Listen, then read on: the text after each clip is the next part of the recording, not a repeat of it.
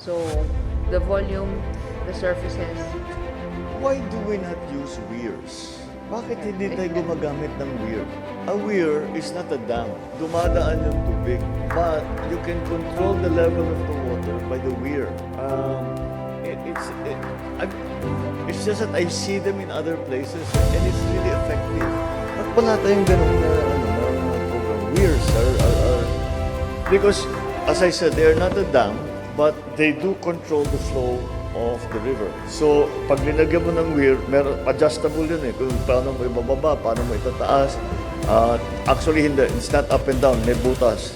So, may butas na bubuksan mo, sasara mo. Oo. Well, it's like it adjusts to the conditions. But I don't see even one single weir here. I think in Wawadan they're going to put, because I talked to Ricky Razon about it.